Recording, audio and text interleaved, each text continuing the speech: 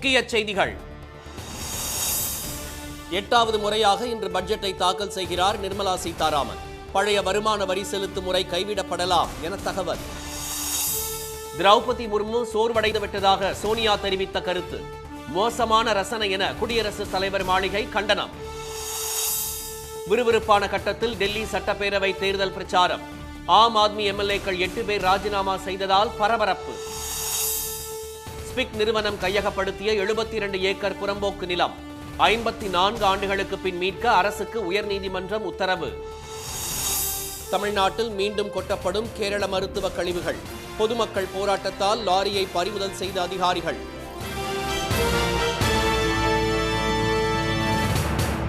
வணக்கம். மத்திய பட்ஜெட் இன்று தாக்கல் செய்யப்பட உள்ள நிலையில் வருமான வரியில் மாற்றங்கள் கொண்டுவரப்படலாம் என எதிர்பார்க்கப்படுகிறது. 2025-26 ஆண்டுக்கான பட்ஜெட்டை நிதியமைச்சர் திருமதி நிர்மலா சீதாராமன் மக்களவையில் இன்று தாக்கல் செய்கிறார். தொடர்ந்து 8வது முறையாக பட்ஜெட் தாக்கல் செய்யும் சாதனையை நிகழ்த்த உள்ள அவர் நடுத்தர மக்களின் சுமைகளை குறைக்கும் வகையில் அறிவிப்புகளை வெளியிடுவார் என எதிர்பார்க்கப்படுகிறது. நாட்டில் மக்களிடையே நுகர்வு போக்கை அதிகரிக்க செய்வது, உள்கட்டமைப்பை மேம்படுத்துவது, வேலைவாய்ப்பை ஊக்குவிப்பது உள்ளிட்டவற்றுக்கு பட்ஜெட்டில் அதிக முக்கியத்துவம் அளிக்கப்பட வாய்ப்புள்ளதாக கூறப்படுகிறது. ஆண்டுக்கு 10 லட்சம் ரூபாய் வரையிலான வருமானம் கொண்டவர்கள் எந்த ஒரு வரியும் செலுத்தாத வகையில் மாற்றங்கள் கொண்டுவரப்படலாம் என்றும், புதிதாக 25% என்ற வரி அடுக்கு அறிமுகம் செய்யப்பட இருப்பதாகவும் தகவல்கள் தெரிவிக்கின்றன. ஆண்டுக்கு 15 லட்சத்திலிருந்து 20 லட்சம் ரூபாய் வரை வருமானம் கொண்டவர்கள் இந்த 25 விழுக்காடு வரி விகிதத்திற்குள் கொண்டுவரப்படலாம் என நிபுணர்கள் கூறுகின்றனர். அதே சமயம் பழைய வருமான வரி செலுத்தும் முறை முற்றிலும் ஒழிக்கப்படலாம் என்ற கருத்தும் நிலவுகிறது. பழைய வருமான வரி முறையில் இருப்போர் ஆண்டு வருமானம் ரூபாய் 2.5 லட்சத்திற்கு மேல் இருந்தாலே வருமான வரி செலுத்த வேண்டும். ஆனால் அதில் சேமிப்பு, காப்பீடு ஆகியவற்றுக்கு பல வரி விலக்குகள் உள்ளன. வரி செலுத்துவோர் 8.2 கோடி பேர் உள்ள நிலையில் அவர்கள் அனைவரையும் புதிய முறைக்கு மாற்ற பரிந்துரைக்கப்பட்டுள்ளது.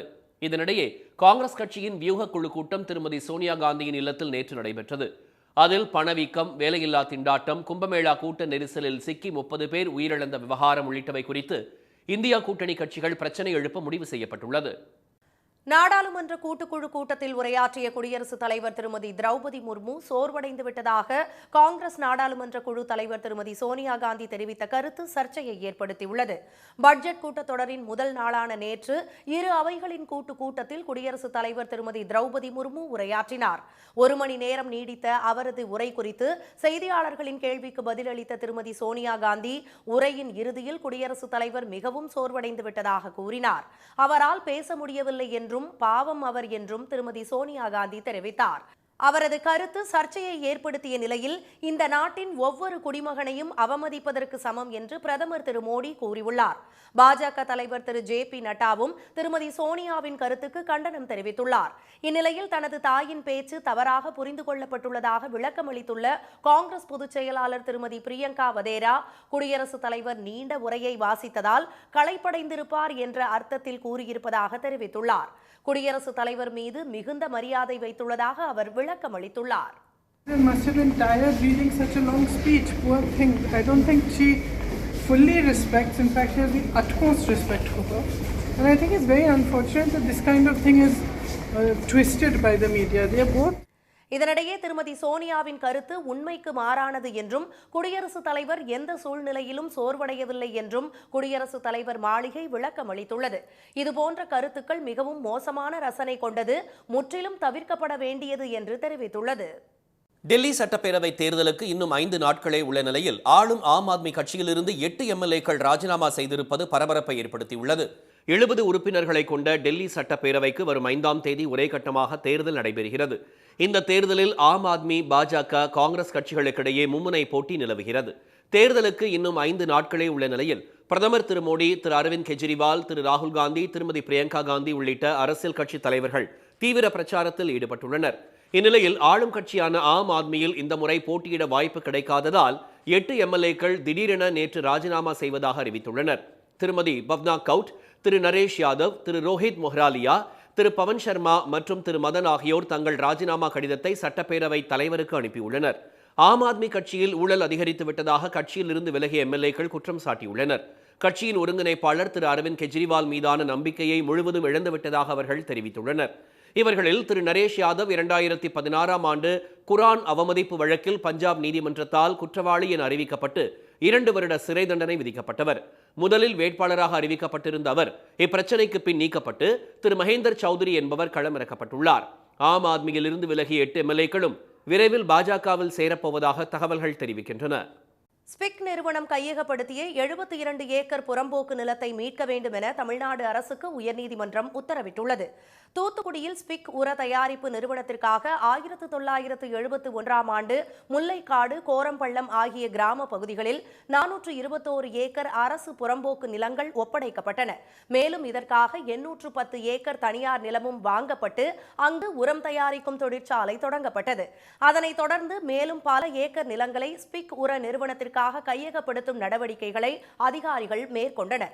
இதற்கிடையே 1981ஆம் ஆண்டில் 30.40 ஏக்கர் நிலத்தை அல்காலி கெமிக்கல்ஸ் என்ற தனியார் நிறுவனத்திற்கு ஸ்பிக் உர நிறுவனம் வழங்கியது. பின்னர் ஸ்பிக் நிறுவனத்தால் கூடுதலாக கையகப்படுத்தப்பட்ட 663 ஏக்கர் நிலத்தை விவசாய பயன்பாட்டிலிருந்து விலக்கு அளித்து 2002ஆம் ஆண்டு ஜெயலலிதா ஆட்சியில் அரசாணை பிறப்பிக்கப்பட்டது.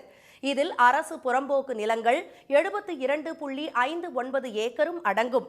இந்த நிலங்களை தொழிற்சாலைக்கு பயன்படுத்த விலக்கு அளிக்க மறுத்தும் அந்த நிலங்களை மீண்டும் அரசுக்கு மாற்றியும் திருநெல்வேலி நில நிர்வாக ஆணையர் 2007ஆம் ஆண்டில் உத்தரவிட்டார். இந்த உத்தரவுக்கு எதிராக ஸ்பிக் உர நிறுவனம் மற்றும் அல்காலி கெமிக்கல்ஸ் நிறுவனம் தனித்தனியாக வேளாண் நில தீர்ப்பாயத்தில் மேல்முறையீடு செய்தன. 2014ஆம் ஆண்டு அந்த மனுக்கள் தள்ளுபடி செய்யப்பட்ட நிலையில் அந்த உத்தரவை மறுபரிசீலனை செய்யும்படி இரு நிறுவனங்களின் சார்பில் உயர்நீதிமன்ற மதுரை கிளையில் மேல்முறையீட்டு மனுக்கள் தாக்கல் செய்யப்பட்டன. இந்த மனுக்களை நேற்று விசாரித்த நீதிபதி திரு செந்தில்குமார், அரசு புறம்போக்கு என வகைப்படுத்தப்பட்ட நிலங்களில் தொழிற்சாலைகளை நிறுவுவதால் ஏற்படும் விளைவுகளை மனுதாரர்கள் தரப்பினர் நன்கு அறிந்திருப்பதாக கூறினார். அதற்காக விலக்குகளை அவர்கள் முறையாக பெறவில்லை என்றும் அந்த நிலங்களை எந்தவித சட்ட அனுமதியும் இல்லாமல் மனுதாரர்கள் கட்டுப்பாட்டில் வைத்துள்ளதாகவும் அவர் தெரிவித்தார். அந்த நிலத்தை உடனடியாக மீட்டெடுக்க வேண்டும் என தமிழ்நாடு அரசுக்கு உத்தரவிட்ட நீதிபதி சீராய்வு மனுக்களை தள்ளுபடி செய்து உத்தரவிட்டார். திருப்பூர் மாவட்டம் பல்லடம் அருகே தோட்டத்து குடோனில் கேரள மருத்துவ கழிவுகள் மூட்டை மூட்டையாக பதுக்கி வைக்கப்பட்டிருப்பது அதிர்ச்சியை ஏற்படுத்தியுள்ளது. கேரள மாநிலத்திலிருந்து மருத்துவ கழிவுகளை மூட்டை மூட்டையாக லாரிகளில் கொண்டு வந்து நெல்லை மாவட்டம் கோடகநல்லூர், சீதப்பற்றப்பநல்லூர், பழவூர், சிவனார்குளம், நடுக்கல்லூர் மற்றும் கொண்டாநகரம் உள்ளிட்ட இடங்களில் கொட்டப்பட்டன. இந்த விவகாரத்தில் கேரள அரசுக்கு கடும் கண்டனம் தெரிவித்த தென்மண்டல தேசிய பசுமை தீர்ப்பாயம் அந்த கழிவுகளை கேரள அரசே திரும்ப எடுத்துச் செல்ல உத்தரவிட்டது. அதன் அடிப்படையில் நெல்லை மாவட்டத்திற்கு வந்த கேரள மாசு கட்டுப்பாட்டுத்துறை அதிகாரிகள் அந்த கழிவுகளை 20 லாரிகளில் ஏற்றி கேரளாவுக்கு திரும்ப எடுத்துச் சென்றனர். இந்த பரபரப்பு அடங்குவதற்குள் கேரளாவிலிருந்து மருத்துவ கழிவுகளை ஏற்றி வந்த லாரி ஒன்று பல்லடத்தைச் சேர்ந்த பொன்னுசாமி என்பவரது தோட்டத்திற்குள் சென்றுள்ளது. கேரள மருத்துவ கழிவுகளை ஏற்றி வந்த பாலக்காட்டைச் சேர்ந்த அந்த லாரியை பொதுமக்கள் சிறைப்பிடித்தனர். இரவு நேரத்தில் மருத்துவ கழிவுகளை பொன்னுசாமி ரகசியமாக எரிப்பதால் சுவாச கோளாறுகள் ஏற்படுவதாக ஏற்கனவே குற்றம் சாட்டியிருந்த அந்த பகுதி மக்கள் ஆர்ப்பாட்டத்தில் ஈடுபட்டனர். கேரளாவிலேருந்து மறுபடியும் பிளாஸ்டிக் கழிவு வந்திருக்குது. அது பிளாஸ்டிக் கழிவு கூட என்னென்ன கழிவு வந்திருக்குன்னு நாங்கள் அவர் சொந்த லேண்டில் இருக்குன்னா போய் பார்க்கல. இருந்தாலும் எங்களுக்கு சந்தேகம் இருக்கிறனால நாங்கள் ப்ரெஸ்ஸு, காவல்துறை, எல்லா ஊர் பொதுமக்கள் சார்பாக விஓவை, பிடிஓ ஆஃபீஸ் இருந்தாலும் கூப்பிட்டுட்டுங்க. அவங்களாம் வந்திருக்காங்க. பார்த்துட்டு இதோட சுத்தமாக கேரளாவிலேருந்து எந்த கழிவும் பல்லட ஏரியாவுக்கு வரக்கில்லாத அளவுக்கு நடவடிக்கை எடுக்கணுங்கிறது எங்களோட கோரிக்கையாக இருக்குது. கேரளாவிலேருந்து வர்ற மருத்துவ கழிவை கொட்டி இங்கே எரிக்கிறாங்க. இது 1 வருஷமாக நடந்துட்டு இருக்கு. இது ப்ராப்ளத்தை 2 டைம் சொல்லி நம்ம ஸ்டாப் பண்ணி 3ஆவது டைம் இன்றைக்கும் அந்த மாதிரி ஒரு பிரச்சனை நடந்தங்காட்டி ஊர் மக்கள் எல்லாருமே சேர்ந்து இங்கே இந்த மருத்துவ கழிவை திரும்ப அள்ளணும் அப்படின்னு சொல்லிட்டு போராட்டம் பண்ணிட்டு இருக்கிறாங்க. செயல் நடந்துகிட்டே இருக்குது. எரிக்கிறாங்க. எரிக்கும் போது என்ன ஆகுதுன்னா அதிகமான புகை வருது. பக்கத்தில் கிராம மக்கள் எல்லாம் குடியிருக்க முடியல. சுவாச கோளாறு ஆகிட்டு இருக்கு. பொதுமக்கள் அளித்த புகார் அடிப்படையில் அங்கு வந்த காவல்துறையினர் மற்றும் வட்டார வளர்ச்சி அலுவலர் உள்ளிட்டோர் பொன்னுசாமியின் தோட்டத்தை சோதனை செய்தனர். அப்போது மூட்டை மூட்டையாக அங்கு மருத்துவ கழிவுகள் பதுக்கி வைத்திருப்பது கண்டுபிடிக்கப்பட்டது. காலாவதியான மருந்துகள், பிளாஸ்டிக் கழிவுகள் உள்ளிட்டவை புரோக்கர்கள் மூலமாக பொன்னுசாமிக்கு வருவதும் அவற்றை இரவு நேரங்களில் அவர் எரிப்பதும் உறுதி செய்யப்பட்டது. இதையடுத்து லாரியை பறிமுதல் செய்த அதிகாரிகள் தோட்டத்தில் உள்ள அனைத்து மருத்துவ கழிவுகளும் இன்றைக்குள் அகற்றப்படும் என்றும் உறுதியளித்துள்ளனர். அரசாணையை பின்பற்றி 24 மணி நேரமும் டீ கடை நடத்தலாம் என்றும் இரவு 11 மணிக்குள் கடையை மூட கட்டாயப்படுத்தக்கூடாது என்று காவல்துறைக்கு உயர்நீதிமன்றம் உத்தரவிட்டுள்ளது. உயர்நீதிமன்ற மதுரை கிளையில் கன்னியாகுமரி மாவட்டம் களியக்காவிளையைச் சேர்ந்த பஷீர் என்பவர் தாக்கல் செய்த மனுவில் களியக்காவிளை பேருந்து நிலையம் எதிரில் 25 ஆண்டுகளாக டீ கடை நடத்தி வருவதாகவும் உணவு பாதுகாப்பு துறையிடம் முறையான உரிமம் பெற்றுள்ளதாகவும் தெரிவித்துள்ளார். எந்த இடையூறும் இல்லாமல் கடை நடத்தி வருவதாகவும் இரவு 11 மணிக்கு மேல் டீ கடைகள், உணவகங்கள் செயல்படக்கூடாது என கன்னியாகுமரி மாவட்ட காவல் கண்காணிப்பாளர் உத்தரவிட்டுள்ளதாகவும் மனுவில் கூறப்பட்டுள்ளது. இதனால் தம்முடைய வியாபாரம் கடுமையாக பாதிக்கப்பட்டுள்ளதாகவும் 24 மணி நேரமும் கடையை நடத்த அனுமதிக்க வேண்டும் என்றும் அதில் கோரப்பட்டுள்ளது. இந்த வழக்கு நீதிபதி திரு நிர்மல் குமார் முன்பு நேற்று விசாரணைக்கு வந்தது. வழக்கை விசாரித்த நீதிபதி மனுதாரரின் கடையை குறிப்பிட்ட நேரத்திற்குள் மூட வேண்டும் என காவல்துறை கட்டாயப்படுத்துவது ஏற்புடையதல்ல என்று உத்தரவிட்டார். மேலும் அரசாணையை பின்பற்றி மனுதாரர் 24 மணி நேரமும் கடையை நடத்தலாம் என்றும் மனுதாரரின் வியாபாரத்தில் காவல்துறை தலையிடக்கூடாது என்றும் நீதிபதி தீர்ப்பளித்தார். சட்டம் ஒழுங்கு பிரச்சனையில் மட்டுமே காவல்துறை குறுக்கிடலாம் என்று கூறிய நீதிபதி வழக்கை முடித்து வைத்தார். நாம் தமிழர் கட்சியை தடை செய்ய வேண்டும் என்று அதிமுக ஒருங்கிணைப்பு குழுவை சேர்ந்த திரு புகழேந்தி தமிழ்நாடு தலைமை தேர்தல் அதிகாரியிடம் மனு அளித்துள்ளார். சென்னை தலைமைச் செயலகத்தில் அவரை சந்தித்து நேற்று மனு அளித்த திரு புகழேந்தி ஈரோடு கிழக்கு தொகுதி பரப்புரையில் திரு சீமான் வன்முறையை தூண்டும் வகையில் பேசி வருவதாக தெரிவித்தார். வெடிகுண்டு, கொலைவெறி போன்ற பேச்சுக்களும் காலனியை காட்டுவது போன்ற செயல்களிலும் அவர் ஈடுபட்டு வருவதாக திரு புகழேந்தி கூறினார். எனவே தேர்தல் நடத்தை விதிகளை பின்பற்றி நாம் தமிழர் கட்சியை தடை செய்ய வேண்டும் என்று அவர் கேட்டுக்கொண்டார். 50 ஆண்டுகளாக மூடி வைத்திருந்தாய். பிரபாகரன் என்னும் பெரும் நெருப்பை கொண்டு வந்து அவன் பிள்ளை சீமான் பத்த வச்ச குப்பையை எரிச்சிட்டாண்டா. தமிழ் தேசிய அரசியல் தீப்பற்றி எரியும், தமிழகமும் தீப்பற்றி எரியும். உண்டாங்க இது மாதிரிலாம் வித் எவிடன்ஸ். ஒரு கட்சி இப்படிலாம் பேச முடியாது. அதுக்கு தான் மாடல் கோட் ஆஃப் கான்டாக்ட் இருக்குது எலெக்ஷனில்.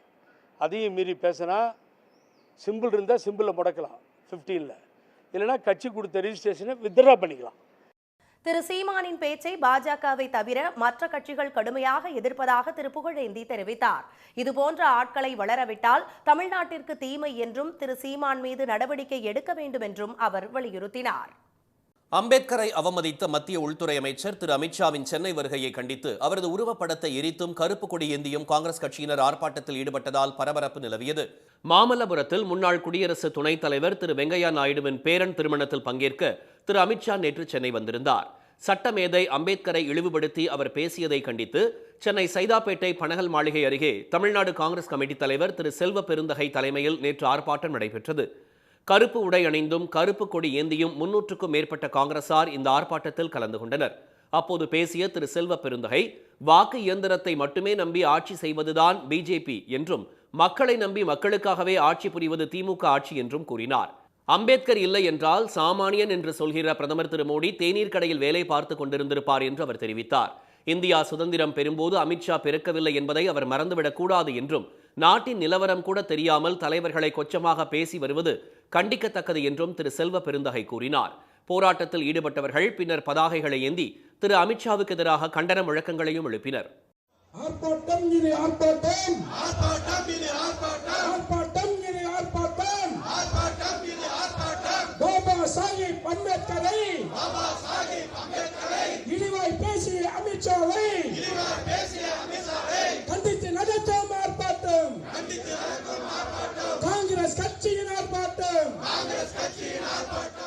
திரு அமித்ஷாவின் உருவப்படத்தை எரித்தும் காங்கிரசார் போராட்டத்தில் ஈடுபட்டனர். அவர்களை போலீசார் கைது செய்து வாகனத்தில் கொண்டு சென்றதால் பரபரப்பு நிலவியது. இதற்கிடையே திரு அமித்ஷா வருகைக்கு எதிர்ப்பு தெரிவித்து சென்னை விமான நிலையத்தில் கருப்பு கொடி போராட்டம் நடத்த முயன்ற வடசென்னை வடகிழக்கு மாவட்ட காங்கிரஸ் தலைவர் திரு திரவியத்தை போலீசார் வீட்டு காவலில் வைத்தனர். அதனை கண்டித்து அவரது வீட்டின் முன்பு குவிந்த காங்கிரஸ் தொண்டர்கள் திரு அமித்ஷாவை திரும்பி போக வலியுறுத்தி கண்டன முழக்கங்கள் எழுப்பியதால் சிறிது நேரம் பரபரப்பு ஏற்பட்டது. ஆர்எஸ்எஸ் அமைப்போடு நாம் தமிழர் கட்சி நெருக்கமாக உள்ளதாக மே 17 இயக்கத்தின் ஒருங்கிணைப்பாளர் திரு திருமுருகன் காந்தி குற்றம் சாட்டியுள்ளார். ஈரோடு கிழக்கு தொகுதியில் போட்டியிடும் தமிழ் தேசிய கூட்டணி கட்சி வேட்பாளரை ஆதரித்து இடையன்காட்டு வலசு, சம்பத் நகர் உள்ளிட்ட இடங்களில் அவர் நேற்று வாக்கு சேகரித்தார். பின்னர் செய்தியாளர்களிடம் பேசிய திரு திருமுருகன் காந்தி பாஜக ஆர்எஸ்எஸ் அமைப்போடு நாம் தமிழர் கட்சி கைகோர்த்துள்ளதாக விமர்சனம் செய்தார். தமிழ் மண்ணை அபகரிக்கும் முயற்சியில் பாஜகவின் சித்தாந்தங்களை நாம் தமிழர் கட்சி பின்பற்றுவதாகவும் அதன் கொள்கைகளை திரு சீமான் பரப்ப முயற்சிப்பதாகவும் அவர் சாடினார். காவிரி உரிமைக்காக நாம் தமிழ்நாட்டில் போராடிய பொழுது கர்நாடகத்தில் தமிழர்களை அங்கே கன்னட வெறியர்கள் தாக்கினார்கள். அந்த கன்னட வெறியர்களுக்கு பின்னால் இயங்கியது ஆர்எஸ்எஸ் என்று 2016 நாங்கள் அம்பலப்படுத்தி அன்றைக்கு ஆர்எஸ்எஸ்னுடைய அலுவலகத்தை முற்றுகையிட்டிருக்கின்றோம். இப்படிப்பட்ட ஒரு ஆர்எஸ்எஸ் அமைப்பு அந்த தமிழ் தேசிய கோரிக்கையை முன்வைக்கக்கூடிய ஒரு அமைப்பை கைப்பற்றிருக்கிறது என்பது அதிர்ச்சிக்குரிய விஷயமாக இருக்கிறது. ஆகவே இந்த வகையிலே நாங்கள் சீமானுக்கு எதிரான கடுமையான பரப்புரையை ஈரோட்டிலே மேற்கொண்டு வருகின்றோம். திரு குருமூர்த்தி போன்றவர்களின் ஆலோசனையை பெற்று திரு சீமான் கட்சியை நடத்துவதாக திரு திருமுருகன் காந்தி தெரிவித்தார். தமிழ் தேசிய கொள்கையை முன்வைக்கும் நாம் தமிழர் கட்சியை RSS அமைப்பு கைப்பற்றிவிட்டதாக அவர் கூறினார். ஈரோடு கிழக்கு தொகுதியில் போட்டியிடும் நாம் தமிழர் கட்சி வேட்பாளருக்கு ஆதரவாக பாஜகவினர் பிரச்சாரம் செய்வதாக திரு திருமுருகன் காந்தி தெரிவித்தார். ராமநாதபுரம் மாவட்டத்தில் பருவம் தவறி பெய்த மழையால் 2000 ஏக்கரில் சாகுபடி செய்த நெற்கதிர்கள் வீணான நிலையில் பயிர்களை கையில் ஏந்தி மாவட்ட ஆட்சியர் அலுவலகத்தில் விவசாயிகள் முற்றுகையிட்டனர். அந்த மாவட்டத்தில் சாயல்குடி, கடலாடி, சிக்கல், பேய்குளம் உள்ளிட்ட பகுதிகளில் கொட்டிய திடீர் மழையால் சாகுபடி செய்த நெற்கதிர்கள் நீரில் மூழ்கின. வீணான நெற்கதிர்களை கையில் ஏந்தியபடி ஆட்சியர் அலுவலக வளாகத்திற்குள் அந்த பகுதி விவசாயிகள் ஊர்வலமாக சென்றனர். விவசாயம் செய்யுங்களே, பாம்பு கடிக்க பள்ளி கடிக்க, பாம்பு கடிக்க பள்ளி கடிக்க, நாங்க தானே கஷ்டப்படுறோம், அரசாங்கம் வரலையே. உச்சிப்புளி, வலசை, திணைக்குளம் உள்ளிட்ட பகுதிகளைச் சேர்ந்த மேலும் ஒரு விவசாயிகள் குழு அழுகிய பயிர்களுடன் மாவட்ட ஆட்சியரை சந்தித்து முறையிட்டனர். பருவம் தவறி பெய்த மழையால் பாதிக்கப்பட்ட விவசாயிகளுக்கு இழப்பீடு வழங்க வேண்டும் என்று அவர்கள் கோரிக்கை விடுத்தனர். உறக்கமடித்த குரூப்பு, ஆகாட்சி குரூப்பு, என்மனங்கொண்டான் குரூப்பு, புதுமடம் குரூப்பு, வெச்சூர்ணி குரூப்பு, அந்த ரவுண்ட்ல இருக்கிற அவ்வளவு விவசாய இடத்துல உள்ள இடங்கள் கூட இந்த பின்னாடி பெஞ்ச மழையில வந்து தாமரைக்குளம் பஞ்சாயத்து, தாமரைக்குளம் குரூப்பு, வெச்சூர்ணி குரூப்பு, இந்த ஏரியாவில் உள்ள இந்த நெல்லு போரா எல்லாமே காஞ்சிருச்சு, காஞ்சி முளைச்சிருச்சு. இது எல்லாம் முளைச்சு அறுவடை பண்ண முடியாது. இது பெரும்பாலும் வந்து மிஷின் வண்டி எல்லாம் வச்சு அறுக்க முடியாது. அப்படியே அழுகிடுச்சு பயிர், நெல் பூரா எல்லாம் தண்ணிக்குள்ள எடுக்கு கம்ப்ளீட்டா. பெருத்த நஷ்டம். விவசாயிகளுக்கு ஏற்பட்ட பாதிப்புகள் குறித்து அந்தந்த பகுதி வருவாய் அதிகாரிகள் உரிய ஆய்வை நடத்துவார்கள் என்று ஆட்சியர் உறுதியளித்தார். அழுகிய பயிர்களுடன் விவசாயிகள் அடுத்தடுத்து ஆட்சியர் அலுவலகத்தில் மனு அளிக்க வந்ததால் பரபரப்பு ஏற்பட்டது. உதகையில் இணை சார் பதிவாளர் 3,98,000 ரூபாய் லஞ்ச பணத்துடன் சிக்கியது பரபரப்பை ஏற்படுத்தியுள்ளது. உதகையில் இணை சார் பதிவாளர் அலுவலகத்தில் பதிவாளராக கடந்த ஓராண்டாக பணியாற்றிய ஷாஜகான் பல்வேறு பணிகளுக்கு லஞ்சம் பெறுவதாக புகார் எழுந்தது. இதையடுத்து அங்கிருந்து திருப்பூருக்கு பணி மாறுதல் பெற்று நேற்று அவர் அங்கு செல்ல இருந்தார். தான் தங்கியிருந்த குடியிருப்பை காலி செய்த ஷாஜகான் வாடகை காரில் திருப்பூர் சென்றபோது அதனை வழிமறித்து லஞ்ச ஒழிப்பு போலீசார் சோதனை நடத்தினர். அப்போது கணக்கில் வராத 3,98,500 ரூபாயை அவர்கள் பறிமுதல் செய்தனர். இதைத் தொடர்ந்து ஷாஜகானை இணை சார் பதிவாளர் அலுவலகத்திற்கு அழைத்து வந்த லஞ்ச ஒழிப்பு போலீசார் லஞ்ச பணம் யாரிடமிருந்து எதற்காக பெறப்பட்டது என்று விசாரணை நடத்தினர். மேலும் அந்த அலுவலகத்தில் இருந்த பல்வேறு ஆவணங்களையும் அவர்கள் சோதனை செய்தனர். பணி மாறுதலில் சென்ற இணை பதிவாளர் பொறுப்பதிகாரி ரொக்கப்பணத்தோடு பிடிபட்ட சம்பவம் பரபரப்பை ஏற்படுத்தியது. தமிழ்நாட்டில் அடுத்த 2 நாட்களுக்கு லேசான மழை பெய்யக்கூடும் என்று சென்னை வானிலை ஆய்வு மையம் தெரிவித்துள்ளது. தெற்கு கேரளா மற்றும் தென்மேற்கு வங்கக்கடல் பகுதிகளில் நிலவும் வளிமண்டல கீழடுக்கு சுழற்சி காரணமாக தமிழ்நாடு, புதுச்சேரி, காரைக்கால் பகுதிகளில் இன்றும் நாளையும் லேசான மழை பெய்யும் என்று வானிலை ஆய்வு மையம் அறிவித்துள்ளது. வரும் 3 மற்றும் 4ஆம் தேதிகளில் வறண்ட வானிலை நிலவும் என்றும் சென்னையில் வானம் மேகமூட்டத்துடன் காணப்படும் என்றும் காலை நேரத்தில் பனிப்பொழிவு இருக்கும் என்றும் ஆய்வு மையம் தெரிவித்துள்ளது. மீண்டும் முக்கிய செய்திகள். மத்திய பட்ஜெட் இன்று தாக்கல் செய்யப்பட உள்ள நிலையில் வருமான வரியில் மாற்றங்கள் கொண்டுவரப்படலாம் என எதிர்பார்க்கப்படுகிறது. டெல்லி சட்டப்பேரவை தேர்தலுக்கு இன்னும் 5 நாட்களே உள்ள நிலையில் ஆளும் ஆம் ஆத்மி கட்சியிலிருந்து 8 MLAக்கள் ராஜினாமா செய்திருப்பது பரபரப்பை ஏற்படுத்தியுள்ளது. ஸ்பிக் நிறுவனம் கையகப்படுத்திய 72 ஏக்கர் புறம்போக்கு நிலத்தை மீட்க வேண்டும் என தமிழ்நாடு அரசுக்கு உயர்நீதிமன்றம் உத்தரவிட்டுள்ளது. இத்துடன் இந்த செய்திகள் நிறைவடைந்தன. மீண்டும் சன் டிவியில் செய்திகள் மாலை 6 மணிக்கு. செய்திகளை உடனுக்குடன் தெரிந்து கொள்ள QR கோடை ஸ்கேன் செய்து சன் நியூஸ் வாட்ஸ்அப் சேனலில் இணைந்திருங்கள். வணக்கம். வணக்கம்.